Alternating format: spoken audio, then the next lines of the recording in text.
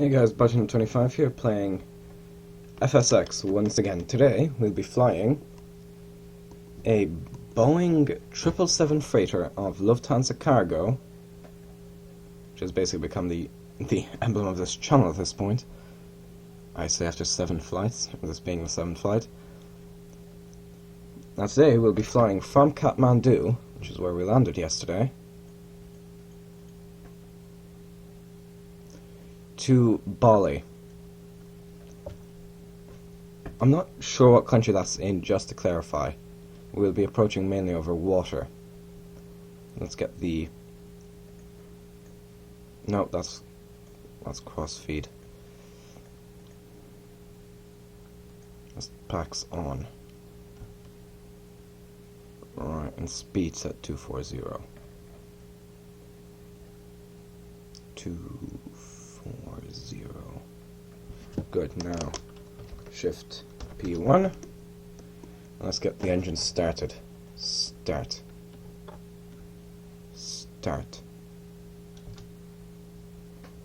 Oh yeah, should probably get rid of that.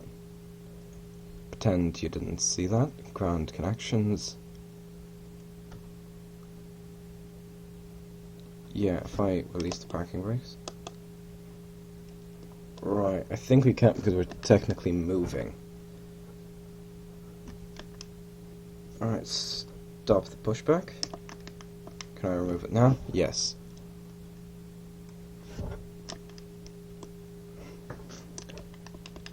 I have fields as well, so alright, shift P1.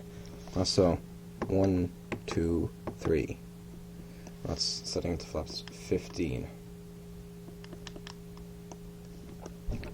And also let's get the other engine started now. So, yeah.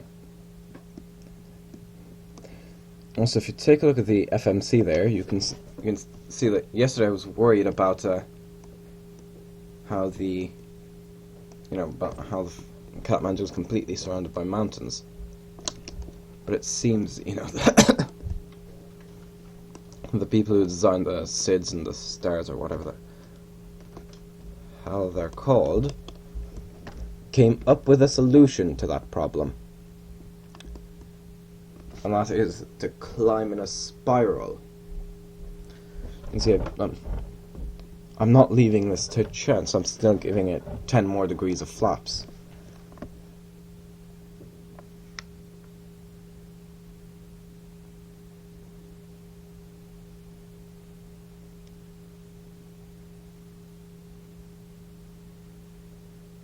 There we go. I have begun to taxi to runway 20 of Kathmandu, with an aircraft that this airport probably wasn't really designed to handle. Yeah, and we have to taxi down to the end of that runway. We have to taxi, turn onto the runway, then flip around.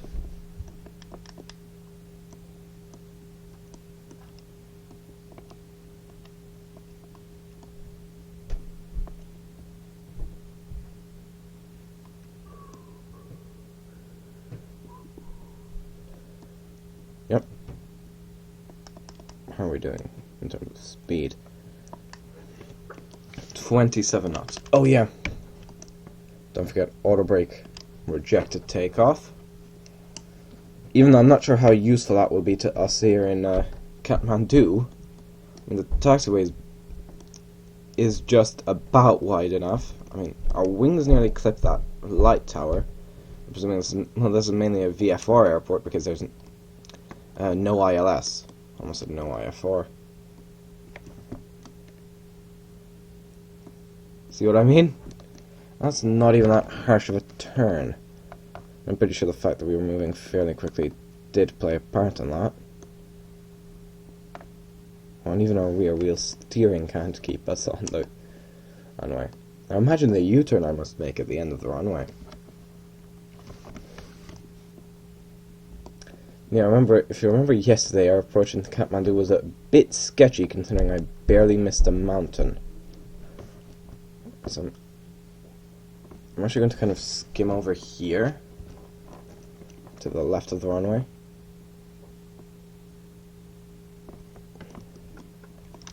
We've got both engines running, so APU off. Which means you should see that little flappy thing at the back. I'm not really sure, you know, that little valve at the back of the aircraft retract. Just attempting to turn on and down with an aircraft of this size is not very easy, or I think I should be able to do it. Maybe I should have gone out a bit further and then turned back, but screw it, we're doing this now. Oh yeah, don't forget now.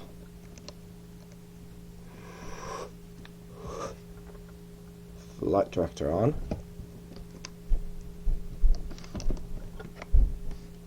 Oh, that I actually got lined up pretty well there. Good, so flight director on, LNAV on, VNAV on. Ready? We want the engines to be at full power before we release the brakes. See, the plane is kind of, the nose is getting pushed down. And release the brakes. We are off. We were off trundling down runway 20 of Kathmandu with those, the lights that have just decided to say, screw this, I quit. And just stopped being lights. 70 knots. We're not really gaining speed quickly enough. Or as quickly as I'd like. I think we're going to be at the end of the runway by the time we reach V1. Which is why I'm going to attempt a bit of a premature rotation. Yep. Positive rate, gear up. And now... What? I said autopilot on. There we go. And yeah, speed. I'm just going to set to 240. Raise to flaps 5.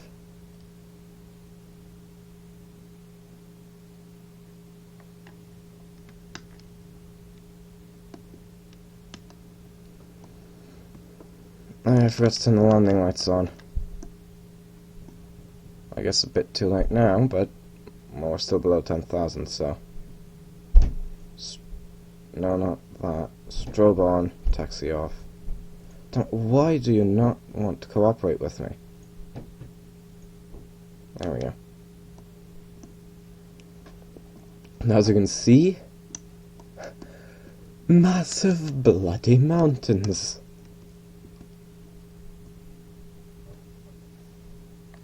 Raise flaps 1. Oh yeah, I'm now noticing we're already at 7,000 feet because the airport is at 4,000.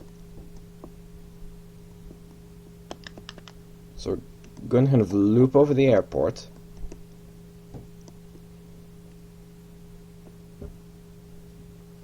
Flaps up.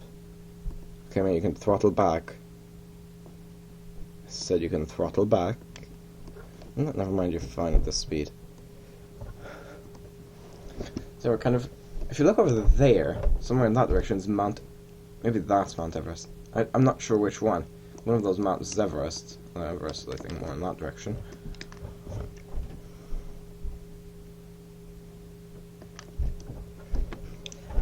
Yeah, do kind of... I have a feeling this should be how we would have approached it, as kind of come in like that. Or maybe a bit less like Kaitak, kind of gone over in that direction, and then turn to get a line, not, you know, crash into a mountain and then barely being able to descend quickly enough. And look at that, we're already almost at 10,000 feet, even though, 10,000 feet is measured in, from sea level.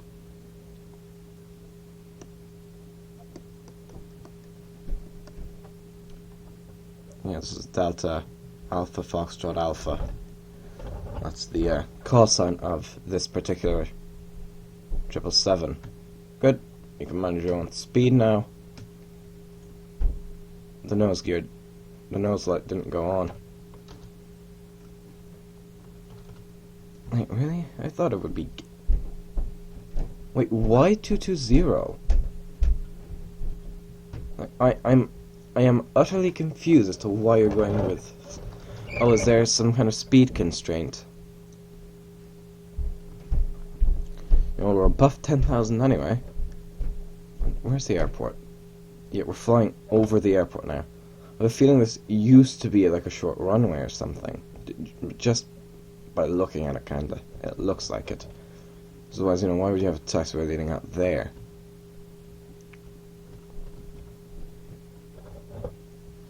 I think there's nothing I can do. Hold on, let me just check the legs, maybe.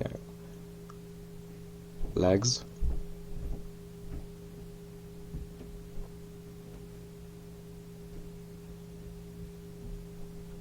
KTM.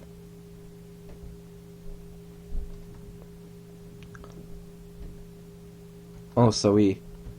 Okay, so once we reach the Kathmandu beacon, KTM beacon, we'll be able to give it more power. I think the reason it's actually not going down to 180 is just due to the fact that that's in the stall speed. And the reason I'm sticking with this approach for takeoff for longer than I usually do is because it's quite interesting to see how we have to spiral up like we were flying out of Baghdad. For those of you who don't know, Baghdad, capital of Iraq.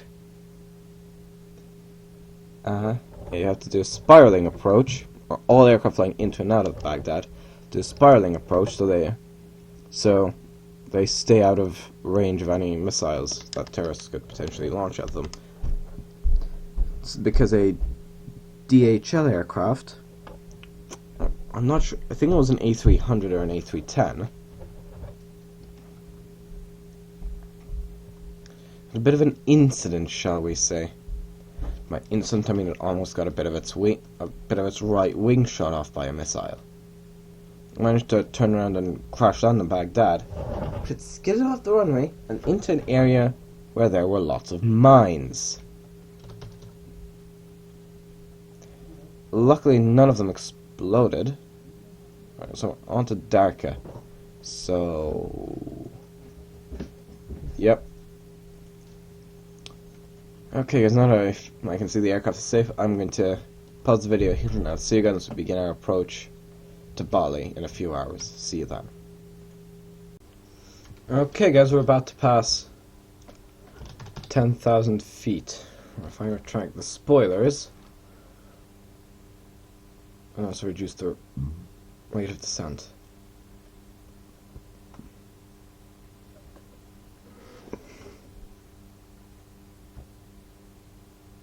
And landing lights on. Hopefully this will be easier once I have track IR. And yes, that is something I will have. That looks extremely impressive.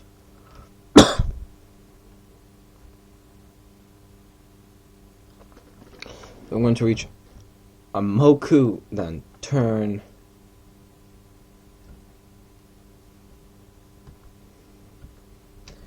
Gonna make sure the altimeter is calibrated correctly. And we're at 11,300. And we did have quite a hard landing in Kathmandu. Also, we're approaching Baku. I know I said Bali at the start of the video and I said the wrong thing. I apologize for that. See those are the strobe lights there. There's another there's a rotating beacon at the bottom of it there. There, it's a red light. Not like it's flashing, that's just because it is flashing in FSX, but if you actually look at it, I know if that thing's rotating, I think. I know, maybe that is flashing. There are some rotating lights. Or some aircraft had rotating lights. Yep, now we're beginning the turn. As I said, so Baku's in there somewhere.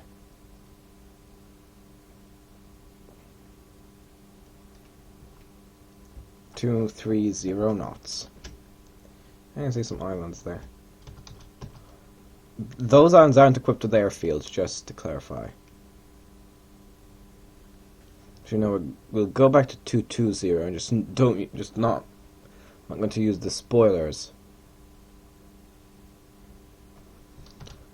And once we reach 220 knots, I'll set flaps 1, and then as we slow down, I'll extend the flaps further. For those of you who don't know, Baku is located in Azerbaijan. So yeah, this is going to be where the tour turns from Asian Cargo Challenge to Asian African Cargo Challenge. The challenge will expire, so to speak, at the end of December. So if you haven't completed the tour by then, which there are quite a few people who haven't even started it yet. I mean, last time I checked, I was the last person to start this tour, and I've gotten further along than I think 3 or 4 people who started before me. Yeah, some people just kind of sign up for this tour and then just don't complete it. How are we doing? Great, retract flaps 1. And I know I said I won't use the spoilers, but is there much in the way of flap deflection here? No, I'm willing to. I'm pretty certain that there's no flap. There's no flap deflection.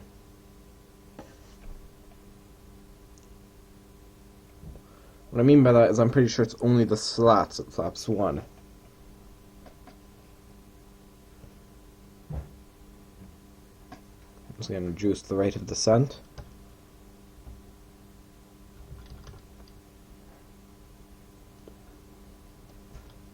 Is there an airfield on that, actually?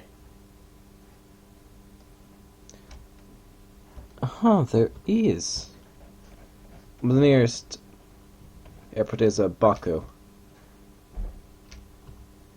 Never been there, as I've said several times. Well, not specifically Baku, but I did say I haven't left Europe except when I went down to Gran Canaria. And in a few years when I go to America to see the launch of SLS, if NASA doesn't cancel it. If they do, well, I'll look for another launch.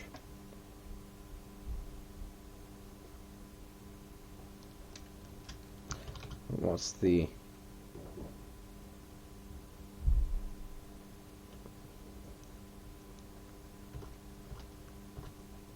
Flaps 5. You will see some reflection here. There you go, you can see the flaps. What the flaps do is they kind of increase the surface area of the wing, which does cause more drag, but it also generates more lift. You can see this is a flaps in multi-stage, so to speak.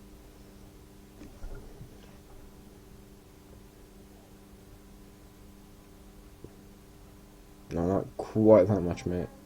Just 1,000. In fact, I think we're just going to go straight to our approach speed because we're fairly close to Bali. Oh, we're actually not that close to Bali. Well, screw it, I guess.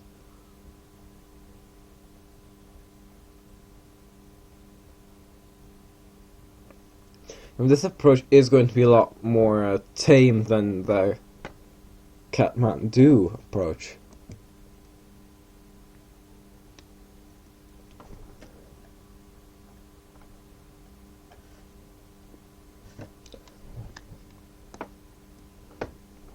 Yeah, in that direction. The airport should be there-ish. It's on this peninsula, actually.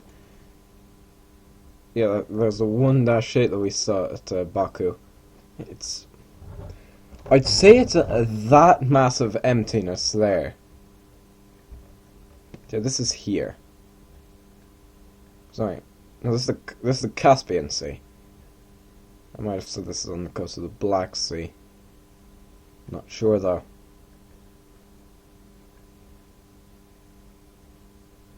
One question. Yeah, one question. Where's the plane? Here. Oh no, there is no airfield on the island. I was correct. Speed? Yeah, I think we'll go flaps 10. Or 15 is next, maybe. Yeah, 15 is next. But apparently it didn't get the memo.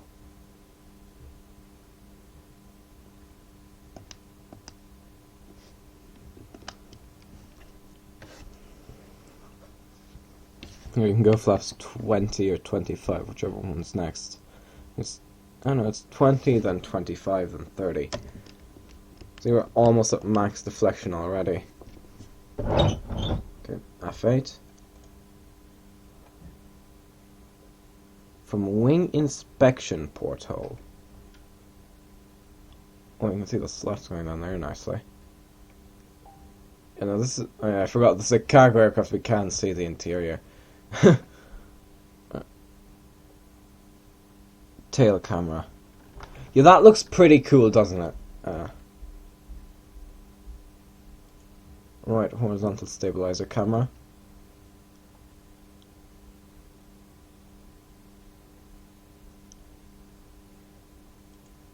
Right wing aft. Oh yeah, that's what we had.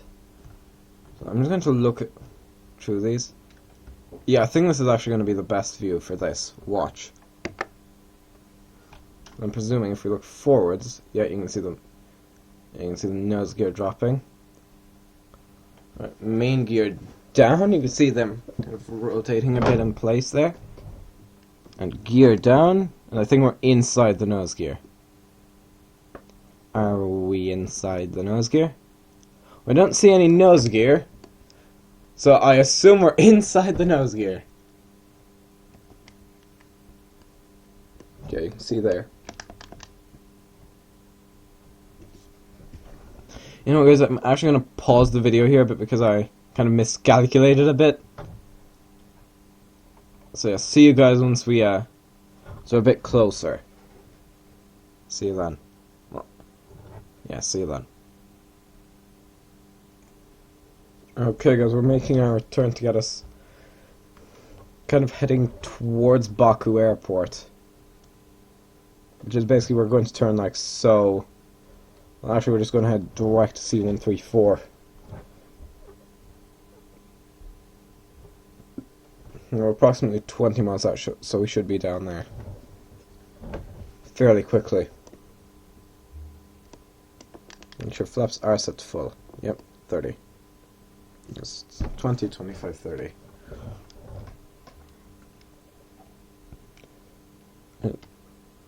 Yep. Sure, plane, you do what you do. Yeah, this is going to be a mainly automated landing. Well, this landing is certainly going to be easier to pull off than, say, Kai Tak or Kathmandu.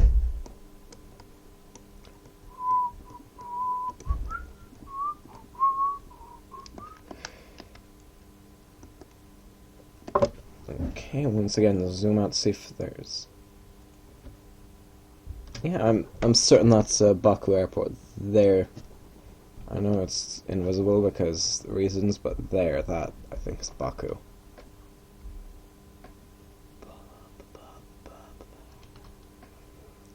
Yeah, I think we were doing an extremely long approach. I think we dropped the gear far earlier than is really necessary or required. I think if we don't have other aircraft to worry about, and then again I don't think so. I mean, the only aircraft that's even nearby is a Dash 8, and that thing's off. And American Pacific Airways. We're neither near America nor the Pacific. Yeah, this is an early Dash 8. Like a 100 or 200. Whereas, you know, the, what's that called? Oh, God. I don't remember. Dreamwings? Is it Dream? No, that's the freeware, I think. And I have an add-on Dash 8 that's Q400, so that's the newest, that's longer.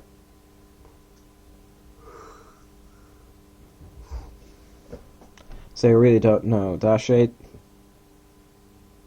Some kind of... I really don't know. You know, I have no idea. I'm going to be perfectly honest. Also, yeah, that I don't understand. Why would both kind of come up? Is that to help drop the nose? Or to, like, fine control the altitude? You know, that kind of, you know, raise it, or to gain speed, maybe to reduce the, whatchamacallit. reduce the vertical speed or something, I don't know. Or increase it. Or reduce the drag. I really don't know. I've forgotten where I was even going with this. Yeah, I think we can zoom into 20. So, ding 20. Now, you've got to love the jump scene on this the jump seats, because there's a pair of them. I might be able to show that better to you with a track IR if I get it correct and I manage to get the sensor in kind of properly. I think the way it works is, say, I look to the left like that, that moves the opposite in the other direction, so at least that's, to my understanding, that's how it works. Yeah, we don't have, well, we've got the airport inside there, and yeah, we're landing on that runway, and then we're going to taxi to the terminal, or terminal. Yeah, we're at 2,000, and we're gaining altitude. So this is where I would imagine those raising to kind of reduce lifting, cause it to drop. You can see it, one of them lift there. I'm not sure if they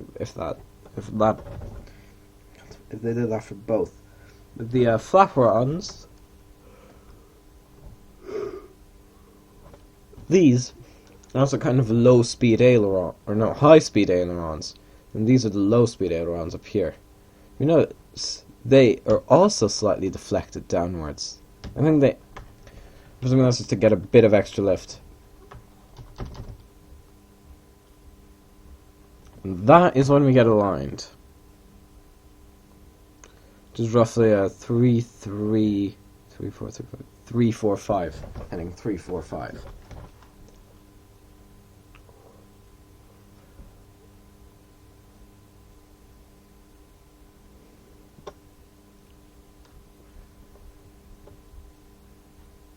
Turn. Good. Approach.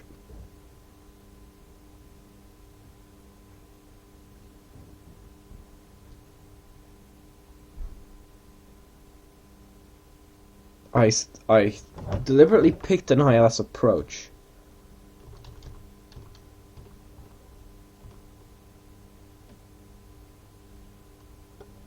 Oh, I think is it doing it now, or do I have to do another manual? This is like...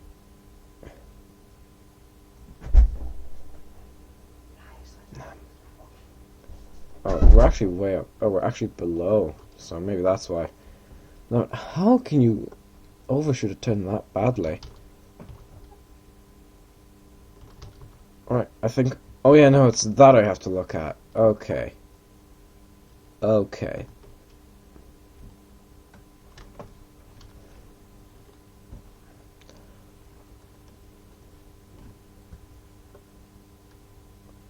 You can see... I'm presuming those are for the brakes, those little wires. Those are, potentially steering.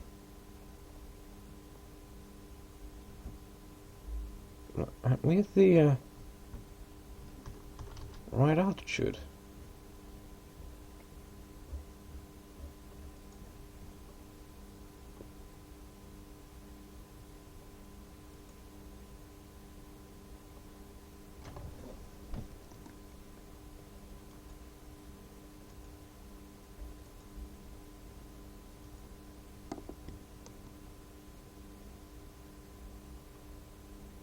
Right, manual approach it is, even though I deliberately picked an ILS approach.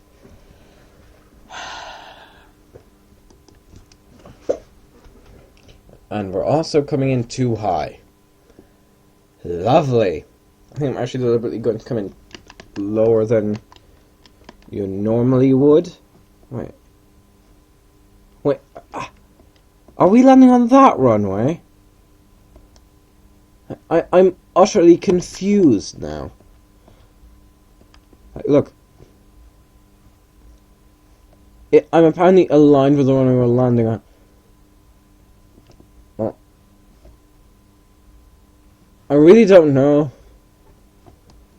I think it is probably that one, so drop... Well, either way we're too high, so drop the nose and I have to trim the bloody hell down.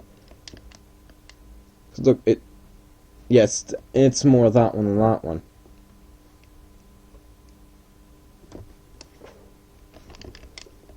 I'm not going to do a go round anyway. Ding. Now, that's not good if you have two of them going at different. If you have, say, the left auto throttle on, but not the right. Yeah, I did go to Toga for a second there.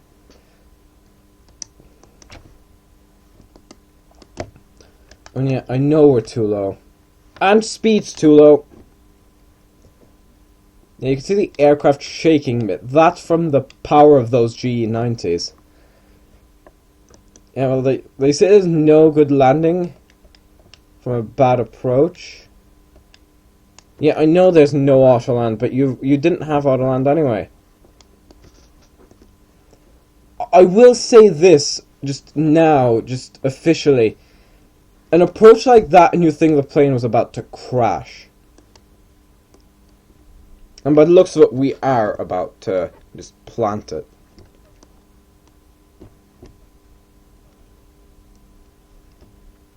Oh, that's going to be hard. And reverse. Yeah, I have a feeling manual PIREPs are going to be filed. Alright, stow. Stow.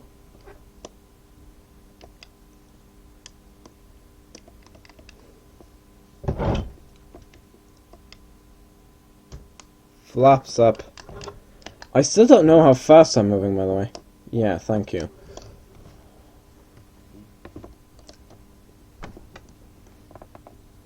I'm actually worried to take a look at that V-speed.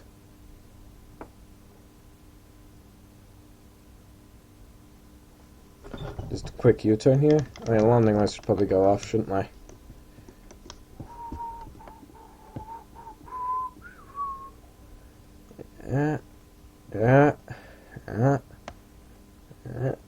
Hey! There we go.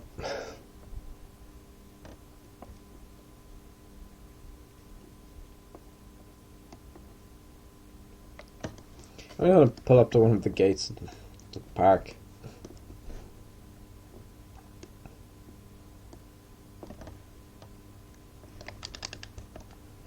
Oh yeah, I nearly forgot something.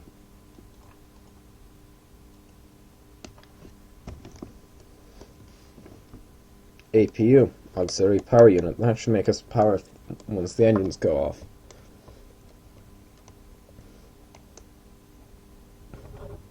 Actually, I think I'm just going to park here because this would probably be where the cargo gates are.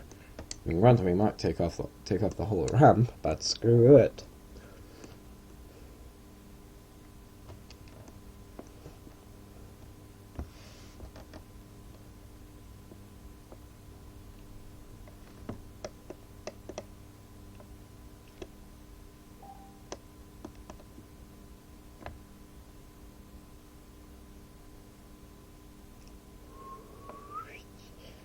Oh no, we didn't take up as much space as I feared we would. You know, well, you might actually be able to get away with parking at 777. Right now. I guess that was a flight from Kathmandu to Baku with a Boeing 777 freighter. I'm Button 25. Goodbye. Hey guys, Button 25 here playing not FSX, damn it, playing London Underground Simulator. Yeah, drive to schedule, mate. Edgware Road. Hammersmith. Should I go? I think I'll go Hammersmith, Edgware Road. We'll do not the first one. Chance, sure. Oh, can I just hit enter? No, damn it, I can't see anything because of the... Is it... Where did I... Hold on. Wait, is it... Alright, give me a second.